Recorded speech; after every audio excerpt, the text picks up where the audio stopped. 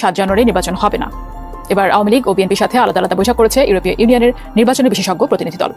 নির্বাচন হবার পর তো আলোচনা চলতে থাকবে।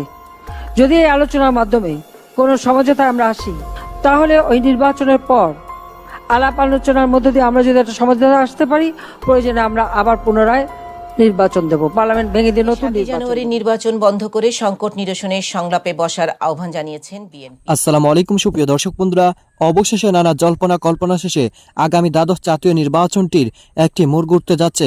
দর্শক বন্ধুরা, এবার প্রধানমন্ত্রী শেখ হাসিনা বাংলাদেশের এই নির্বাচনকে কেন্দ্র করে মুখ খুলেছেন এবং সেই সাথে এই নির্বাচনের এমন অস্থিরতাকে কেন্দ্র করে দর্শক বন্ধুরা দেশে বিদেশে নানা চাপ সৃষ্টি করা হয়েছে সরকারের উপর। আর সেই চাপের কারণে এবার যে সকল সিদ্ধান্ত আসতে চলেছে, দর্শক বন্ধুরা এবার আপনাদের মাঝে অত্যন্ত চমৎকার কিছু ভিডিও তুলে ধরেছি এবং আপনারা সেই ভিডিওর মাধ্যমে দেখতে পারবেন তবে শেষ পর্যন্ত কি নির্বাচন বন্ধ করে তত্ত্বাবধায়ক সরকারের অধীনে নির্বাচন হতে যাচ্ছে। তো দর্শক বন্ধুরা অবশ্যই ধৈর্য সহকারে পুরো ভিডিওটি দেখবেন, তাহলে এই সকল বিষয়গুলো পরিপূর্ণ বুঝতে পারবেন। ইউরোপীয় ইউনিয়নের নির্বাচনী বিশেষজ্ঞ প্রতিনিধি দল। নির্বাচনের 11 দিন আগে এই বৈঠক নিয়ে শুরু হয়েছে নতুন আলোচনা। বিস্তারিত মোহাম্মদ সোহাগ বিশ্বাসের। দ্বাদশ সংসদ নির্বাচন বয়কট করে আন্দোলনে থাকা বিএনপির সঙ্গে বৈঠক করেছে ঢাকায় সফররত ইউরোপীয় ইউনিয়নের নির্বাচন বিশেষজ্ঞ প্রতিনিধি দল। 27 ডিসেম্বর বিকেলে ভার্চুয়াল এ বৈঠক অনুষ্ঠিত হয়। বিএনপির স্থায়ী কমিটির সদস্য ডক্টর আব্দুল মঈন খানের নেতৃত্বে বৈঠকে দলের স্থায়ী কমিটির সদস্য নজরুল ইসলাম খান সহ 6 জন উপস্থিত ছিলেন। বিএনপির মিডিয়া সেলের সদস্য এ বৈঠকের তথ্য নিশ্চিত করেছেন। বৈঠকে ইইউ প্রতিনিধি দলকে নির্বাচন বয়কটের কারণ জানিয়েছে বিএনপি। দলটির নেতারা বলছেন, দলীয় সরকারের অধীনে কখনো অবাধ, সুষ্ঠু ও নিরপেক্ষ নির্বাচন সম্ভব নয়। 2014 ও 2018 সালের নির্বাচনে সেটি প্রমাণিত হয়েছে। সে কারণে তারা দ্বাদশ সংসদ নির্বাচনে অংশ নিচ্ছেন। তারা আরও বলেন, মূলত বিরোধী দল নির্ধারণ করতেই একতরফা ভাগ বাটোয়ারার এই নির্বাচন করছে সরকার। বিদেশিদের চাপে নির্বাচনকে অংশগ্রহণমূলক দেখাতে প্রায় প্রতিটি আসনে নৌকার পাশাপাশি দলের লোকদের ডামি স্বতন্ত্র প্রার্থী হিসাবে দাঁড় করিয়েছে আওয়ামী। এর আগে দুপুর 12টায় সিলেট বিভাগীয় বিএনপির প্রতিনিধি দলের সঙ্গে বৈঠক করে ইউএর একটি প্রতিনিধি দল। সিলেটের স্থানীয় একটি হোটেলে এই বৈঠক অনুষ্ঠিত হয়। এতে সিলেট বিএনপির পক্ষ থেকে অংশ নেয় চেয়ারপারসনের উপদেষ্টা খন্দকার আব্দুল মুক্তাদির, সিলেট সিটি কর্পোরেশনের সাবেক মেয়র আরিফুল হক চৌধুরী ও সিলেট জেলা বিএনপির সভাপতি কাইয়ুম চৌধুরী। এছাড়া গত 19 ডিসেম্বর চট্টগ্রাম বিভাগীয় বিএনপির সঙ্গে ভার্চুয়াল বৈঠক করেছে ইইউ প্রতিনিধি দল। ওই বৈঠকে বিএনপি চেয়ারপারসনের উপদেষ্টা ও চট্টগ্রাম উত্তর জেলা বিএনপির সভাপতি গোলাম আকবর খন্দকার উপস্থিত ছিলেন। এদিকে পররাষ্ট্রমন্ত্রী ডক্টর একে আব্দুল মোমেনের সিলেটস্থ বাসায় হাজির হয়েছেন ইউরোপীয় ইউনিয়নের বিশেষজ্ঞ প্রতিনিধি দল। 27 ডিসেম্বর সন্ধ্যায় পররাষ্ট্রমন্ত্রী সিলেটের বাসায় একান্ত বৈঠকে বসেছেন তারা।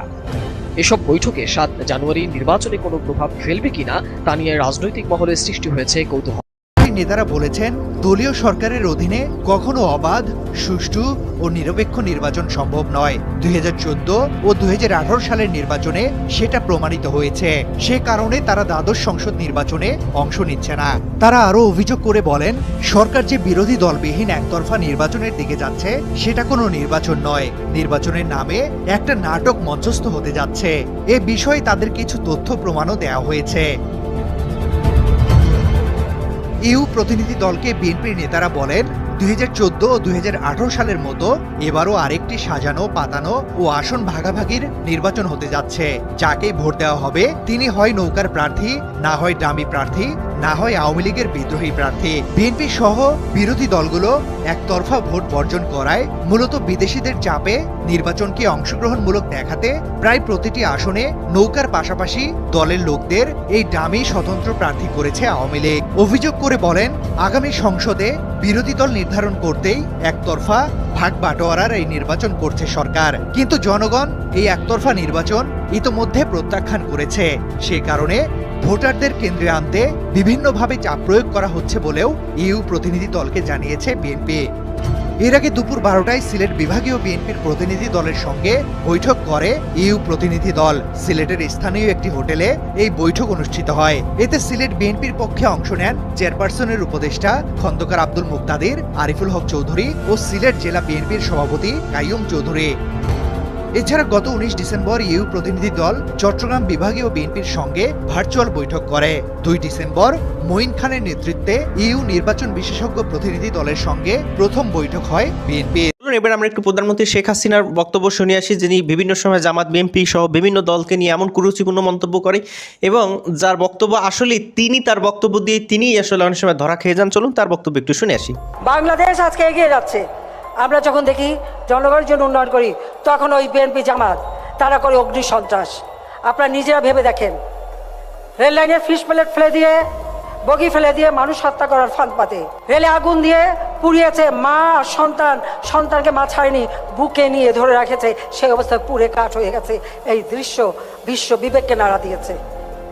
বাসে আগুন ঠিক 2001 সালে শুরু করেছিল, এরপর 13-14 একই ঘটনা ঘটায়, এরপরে আবার এখন সেই অগ্নি সন্ত্রাস শুরু করেছে। আমি ধিক্কার জানাই ওই বিএনপি জামাতকে। বিএনপি হচ্ছে একটা সন্ত্রাসী দল। এই সন্ত্রাসী দলের কোনো রাজনীতি করার অধিকার বাংলাদেশে নেই, কারণ তারা মানুষ পোড়ায়, মানুষ হত্যা করে। আমাদের রাজনীতি মানুষের কল্যাণে, ওদের রাজনীতি মানুষ পোড়ানোতে। তাদের কি মানুষ চায় বলেন?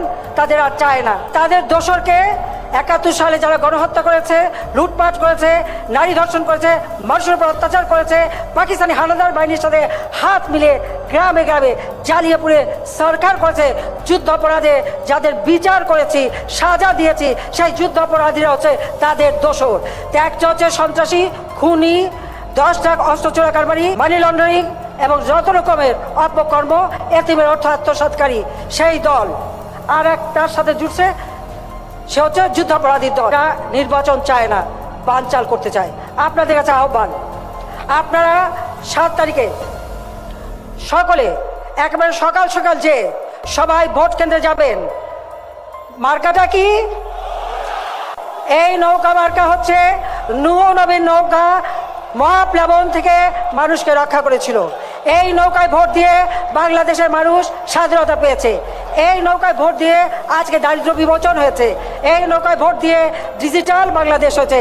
এই নৌকায় ভোট দিলে স্মার্ট বাংলাদেশ হবে। জলবায়ু পরিবর্তনের অভিঘাতে আমার দক্ষিণ অঞ্চল ক্ষতিগ্রস্ত হতে পারে, সেটা মাথায় রেখে ডেল্টা প্ল্যান 2100 অর্থাৎ 2100 পর্যন্ত বাংলাদেশের উন্নয়নের পরিকল্পনা আমি করে দিয়েছি। এই ধারাবাহিকতা বজায় রাখতে হবে। কারা পারবে করতে? একমাত্র আওয়ামী লীগ পারবে। আর নৌকা মার্কায় ভোট দিলে তারাই পারবে, আর ওই অগ্নি সন্ত্রাসীরা পারে না, লুটেরারা পারে না, এতিমের অর্থ আত্মসাৎকারী পারে না। সেই কথাটা আপনাদের মনে রাখ। নির্বাচন হবার পর তো আলোচনা চলতে থাকবে। যদি এই আলোচনার মাধ্যমে কোনো সমঝোতায় আমরা আসি, তাহলে ওই নির্বাচনের পর আলাপ আলোচনার মধ্য দিয়ে আমরা যদি একটা সমঝোতায় আসতে পারি, প্রয়োজনে আমরা আবার পুনরায় নির্বাচন দেব, পার্লামেন্ট ভেঙে দিয়ে নতুন নির্বাচন দেব, পার্লামেন্ট ভেঙে দিয়ে নতুন নির্বাচন। এদিকে 7 জানুয়ারি নির্বাচন বন্ধ করে সংকট নিরসনের সংলাপে বসার আহ্বান জানিয়েছেন বিএনপির নেতারা। সংলাপ আহ্বান করা হলে বিএনপির সম্মতি রয়েছে বলে জানান তারা। জাতীয় প্রেস ক্লাবে এক অনুষ্ঠানে একথা বলেন বিএনপির স্থায়ী কমিটির সদস্য ডক্টর আব্দুল মঈন খান। আর লিফলেট বিতরণকালে রিজভী আহমেদ ভোটের আগেই বেশিরভাগ আসনের ফল চূড়ান্ত হয়েছে বলে উল্লেখ করে জনগণকে ভোট বর্জনের আহ্বান জানান। তারা বলেন, দেশের মানুষ নির্বাচনের নামে কোনো প্রহসন চায় না। আসন্ন নির্বাচনকে ডামি ও প্রতারণা নির্বাচন উল্লেখ করে তা আয়োজনেও প্রতিবেশী দেশের সরাসরি হস্তক্ষেপ করছে বলেও অভিযোগ করেন তারা। মঈন খান অভিযোগ করেন, সরকার ক্ষমতা চিরস্থায়ী করতে জাতিকে বিভক্ত করেছে। সুষ্ঠু নির্বাচন দিয়ে ভোটাধিকার ফিরিয়ে দিলে দেশবাসী ক্ষমতাসীনদের দীর্ঘদিনের অত্যাচার, জুলুম ক্ষমা করে দেবে বলে মন্তব্য করেন তিনি আরও বলেন, যতই অপকৌশল অবলম্বন করা হোক না কেন, দ্বাদশ জাতীয় সংসদ নির্বাচন বিশ্বের বেশিরভাগ দেশের কাছে গ্রহণযোগ্য হবে না। ক্ষমতাসীন দল তাদের পক্ষে আনতে ব্যর্থ হয়ে পার্শ্ববর্তী দেশের পরামর্শে বিএনপির ভাইস চেয়ারম্যান অবসরপ্রাপ্ত air vice marshal Altaf Hossain Chowdhury, অবসরপ্রাপ্ত মেজর হাফিজ উদ্দিন আহমেদ সহ জনপ্রিয় অনেক নেতাকে আদালতের ফরমায়েশি রায়ে কারাদণ্ড প্রদান করছে বলে এবং এই সকল কথাবার্তাগুলো শুনে অবশ্যই বুঝতে পেরেছেন, অবশেষে আগামী দ্বাদশ জাতীয় নির্বাচনকে কেন্দ্র করে দেশ বিদেশে নানা আলোচনা এবং সমালোচনার পাহাড় জন্ম দিয়েছিল এবং সেই সাথে এই নির্বাচনের অস্থিরতার কারণে দেশ বিদেশে নানা রকম অস্থিরতার জন্ম দিয়েছিল। দর্শক বন্ধুরা, তবে শেষ পর্যন্ত হয়তোবা এবার নির্বাচনের মোড় ঘুরতে যাচ্ছে এবং সেই সাথে সকল বিরোধী দলকে নিয়ে আবারও পুনরায় নির্বাচন করার জন্য বেশ কিছু বার্তা চলে আসলো। তো দর্শক বন্ধুরা, আপনারা এই পুরো ভিডিওটি দেখে এবং প্রধানমন্ত্রী শেখ হাসিনার এই সকল কথাগুলো শুনে আপনারা কি বুঝতে পেরেছেন, তবে কি শেষ পর্যন্ত পুনরায় নির্বাচন হতে যাচ্ছে? তো দর্শক বন্ধুরা, এই বিষয়ে আপনাদের মতামত অবশ্যই কমেন্ট করে জানিয়ে দিবেন। তো দর্শক বন্ধুরা, ভালো থাকুন, সুস্থ থাকুন। আল্লাহ হাফিজ। আসসালামু আলাইকুম রহমতুল্লাহি ওয়া বারাকাতুহু।